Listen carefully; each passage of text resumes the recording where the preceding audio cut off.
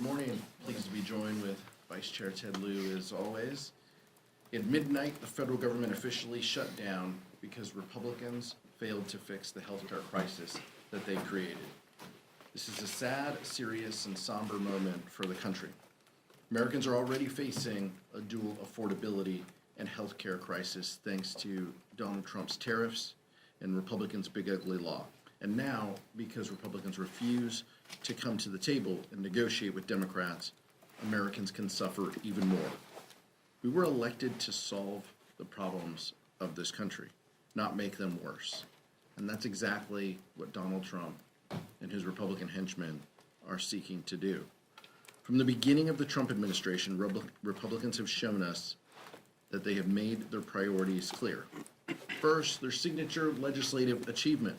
Republicans passed the largest cut of health care in American history, all to provide a tax benefit to corporations and billionaires. I wish that it was an exaggeration, but it's the truth. Democrats didn't greenlight this cruel, costly health care cuts, and now we continue to stand against them. Preserving and expanding access to quality, affordable care has always been House Democrats' top priority. It should come as no surprise to Republicans that we wouldn't support their agenda that dismantles health care, makes it more expensive, and puts it out of reach for hardworking families. That's why we've done everything in our power to give Republicans the opportunity to do the right thing, to join with us, to work, to collaborate, to have conversations, to have bipartisan funding bills that look out for the economic well-being of the country. We even laid out our own plan that keeps the government open while ensuring Americans could keep their health care, afford medications, and continue to see their doctors. Even as the government closes, Democrats will continue to keep fighting. I hope our Republican colleagues will finally wake up and join us. Vice Chair Ted Lieu. Thank you, Chairman Aguilar. Today is day one of the Republican shutdown. Republicans control the White House, the Senate, and the House. Democrats are here working on behalf of the American people. We're fighting to lower costs, cancel the cuts, and to save health care. And we're House Republicans. They are on vacation. We are asking Speaker Johnson to bring back House Republicans right now so we can work together to not have this government shutdown. It is now a very bad time to have a government shutdown because we are in a very bad economy. We know that unemployment has now hit near 4-year highs. We know inflation has continued to rise this year. And we just learned today from payroll processor ADP that private sector jobs, which were expected to increase by 50,000 last month, instead decreased by 32,000. Trump's economy is crushing Americans financially. House Republicans need to come back, work with Democrats, and stop this Republican shutdown. Thank you, Ted. Questions?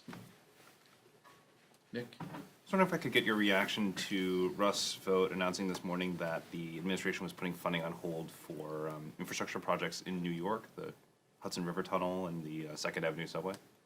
I think this is probably what they meant when Donald Trump said we're going to extract maximum pain. The goal from Donald Trump and his administration has been all along to make this painful. This isn't about policy priorities for them. They want to send a message, and if it means hurting people in the meantime, if it means laying people off, if it means congressionally authorized and designated projects don't continue, it's clear that that's what they mean. This is probably under the headline they said will make Democrats will pay a huge price for this, right? Those are their words. So this might mean what this might be what they mean. Look, this is shameful and it's tough, and it shows that we don't have true negotiating partners, over there. They just want to make this difficult. They've been cheering this on for months and planning for this. And it's unfortunate that this is what Russ Vought decides to do. As Chairman Aguilar said, the Trump administration is inflicting maximum pain on American people, including the people of New York and New Jersey. The people of New Jersey have a choice this November. They can support someone that is beholden to Donald Trump or not. Thank you, Mr. Chair. This is for both you and the Vice Chair. You as a defense appropriator and Mr. Liu as a veteran, what's your response to Pete Hegseth's speech yesterday? I know that there was a lot going on with the shutdown, but obviously that has big implications. You know, even the president mentioned using American cities as military training grounds. Obviously, when the government opens, you'll have a big role in funding the Pentagon. Again, Mr. Liu, you're a veteran. I wanted to get your thoughts on Mr. Hegseth's speech yesterday. I'll keep mine quick because I'm not the one who's worn a uniform to defend the country like the vice chair. But incredibly, shameful, chaotic, unhinged, inappropriate, and if Republicans can't speak out against what they heard him say, then what are we doing here? All of those points, using service members, putting them in U.S. cities as training grounds, violating posse comitatus. I passed an amendment in appropriations this year that said funds could not be used in violation of posse comitatus. And every Republican, they accepted the agreement. It passed in voice. Chairman Calvert and our Republican colleagues in the full committee of appropriations, passed it. So that's how they feel. They feel this is a non-issue, or they did 2 months ago. I'm curious if they feel things have changed now, and it's unfortunate that we're in this place. But from women not being able to serve in combat, I mean, there's just so many things, Michael. We can go down the litany of terrible ideas and policy positions that the Secretary mentioned. By the way, the most unqualified Secretary of Defense that this country has ever seen. So it's hard to take him serious. It's hard to believe him if his lips are moving either. But that's where we are, and it's unfortunate. And I hope that some of our Republican colleagues start speaking against it. But if passed as pro law, then they won't. Thank you for your question. We have the most amazing military in the world. And the leadership of our amazing military, we're all gathered together, hundreds and hundreds and hundreds of them. And Donald Trump and Pete Hegseth were expecting rousing applause and standing ovations from our nation's generals. And they were met with silence. It was a silence of the generals. And the generals knew that what Trump was saying was wrong. We do not deploy American forces against Americans in our cities. Our military is not to be used for domestic law enforcement. It is not trained to do that, and our generals simply sat there silently. It's also illegal for Donald Trump to order U.S. troops against Americans in American cities. A federal judge has said so. We expect the appellate courts and even the Supreme Court to uphold that ruling. Thank you. Representative Liu? Our expectation is that generals and members of the service follow the Constitution and the Uniform Code of Military Conduct. Those are their guiding principles, and it's our expectation. I don't want any of those individuals to resign or retire. I want them to hold strong to the Constitution and the oath that they've taken. Questions? Representative? Representative, sir? I had one No, quick question. I'm for- sorry. Eleanor, did you? Oh, I didn't have my hand up. Thank you. I'm Doug. sorry. Go ahead. As, I know you're asking for negotiations, that's what you want out of the Republicans, and you made pretty clear what's gonna be needed with these Affordable Care Act subsidies as well as the rescissions provisions too. But are you willing to give anything up in order to get that out of this? This is on, let me back up for those in the cheap seats and for those at home. Republicans control the Senate, the House, and the White House.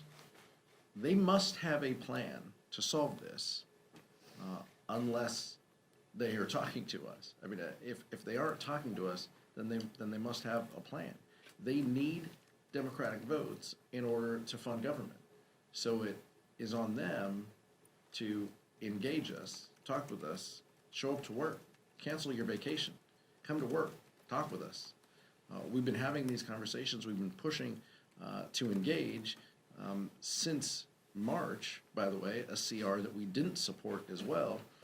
And we have been saying loudly that we have huge concerns from the rescissions that Donald Trump and his administration have executed to not spending resources that Democrats and Republicans have allocated. We have been telling our Republican colleagues for months, these are concerns of ours. And we have told them, work with us, talk with us. And all we got were partisan bills because Speaker Johnson is just interested in being the chair of the Republican conference. He isn't interested, apparently, in being the Speaker of the House and passing things with 218 votes that can become law. That's what he could be focused on, but he's not. He is simply focused on doing what his conference wants, trying to keep them together. It's a shame because as a result, this is what we get. The Vice Chair said it. There were day one here, and it could have gone a different way, but that's not what House Republicans want. Thanks, Mr. Chairman. You guys have over 200 Democrats in the House. We only lost one vote on this continuing resolution when the vote was on it. Yesterday, before the shutdown even started, Senate Democrats lost 3 votes. Are you worried that as this goes on, we could see a repeat of the CR earlier this year and Senate Democrats let us through? It's a question for the Senate, but I will tell you, each of those senators who voted yes, all of them have said Republicans need to come to the table.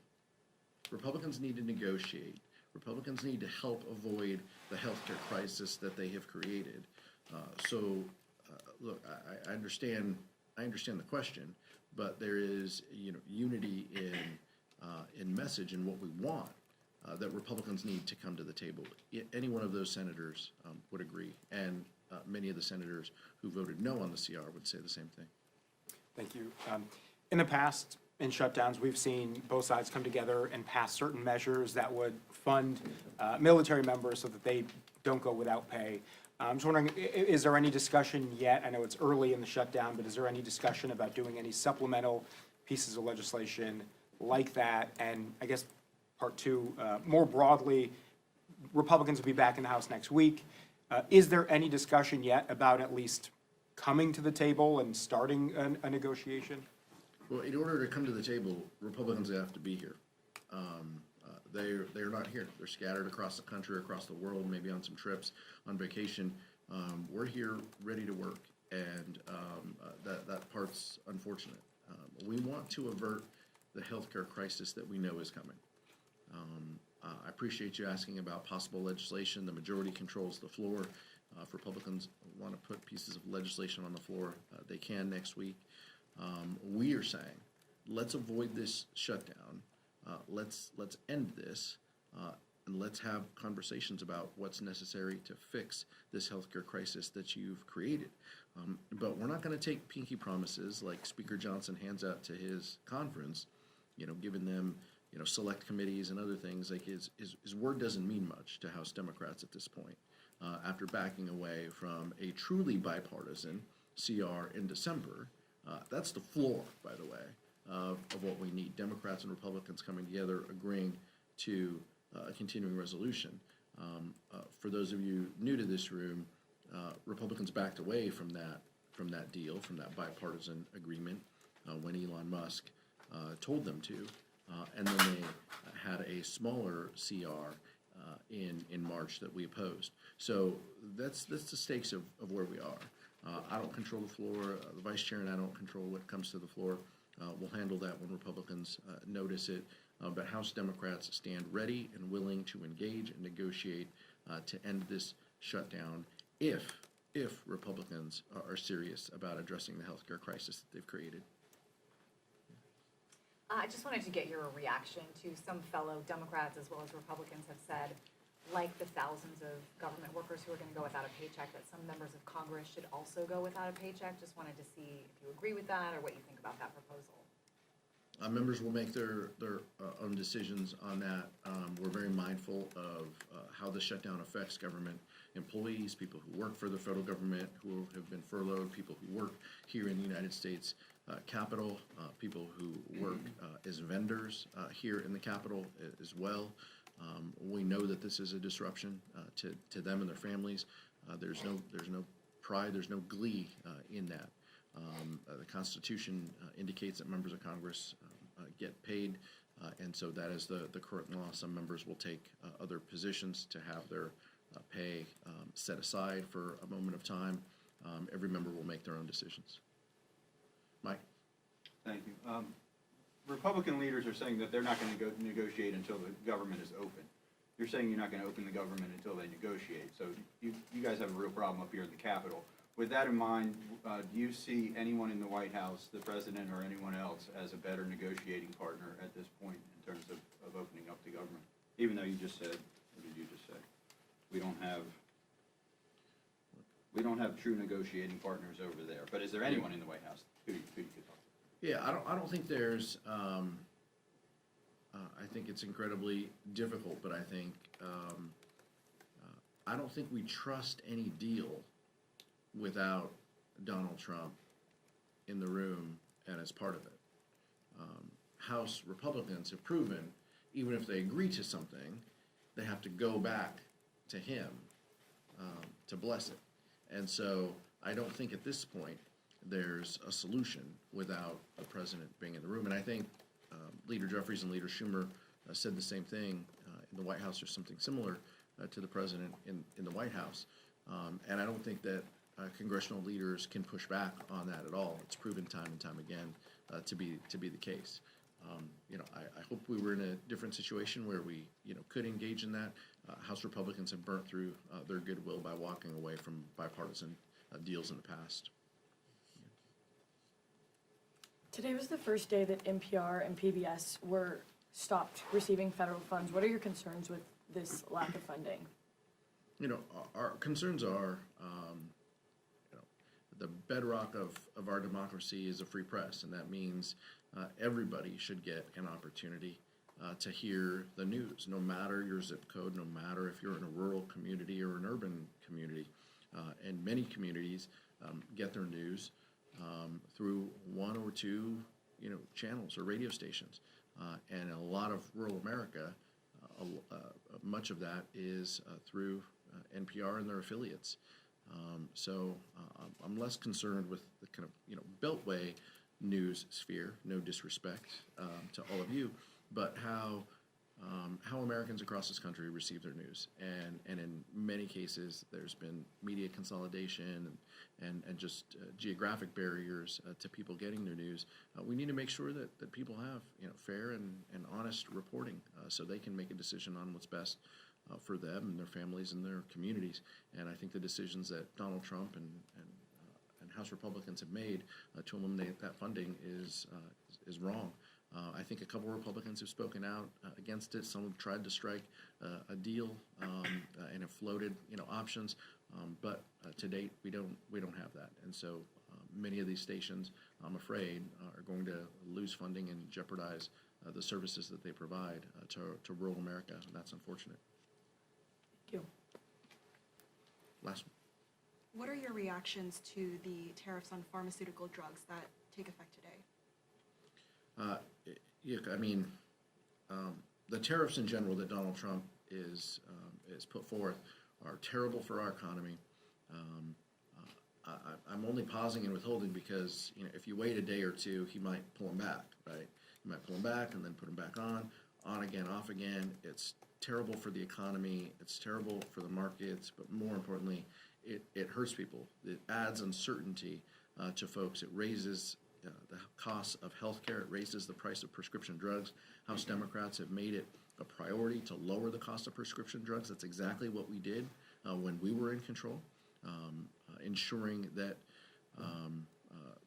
Medicaid has the negotiating power, Medicare has the negotiating power that the VA has in keeping the cost of prescription drugs down. That's a policy that we stand by. That's a policy we would expand if we had our options. We want to lower the cost that people pay for pharmaceuticals. What Donald Trump is doing is raising the costs that pharmaceuticals pay. that is diametrically opposed to what we want to achieve. And it's unfortunate, but it continues down the path of chaos and confusion that his administration has rained upon us for 10 months. The tariffs are making this bad economy even worse. So estimates have come out saying that the average American family is going to pay $2,500 more because of Trump's tariffs. And in terms of pharmaceuticals and healthcare, the reason that we are here today, Democrats, is we are fighting in DC to cancel the cuts, lower the costs, and save healthcare. So the Republicans have massively cut healthcare and Medicaid. You're gonna have $500 billion cut come to Medicare if that's not fixed. You have Republicans discontinuing the tax credits for their Affordable Care Act. And in America, if you don't have healthcare coverage and you get really sick, you still get treated at the hospital because we don't let people die. And then those costs get passed along to everybody who does have employer-based healthcare coverage. So those premiums also increase. So we're fighting the lower costs, not only in pharmaceutical drugs, but everywhere in healthcare. And we ask Republicans to stop your vacations and come to DC and work with us. Thank you. Thank you.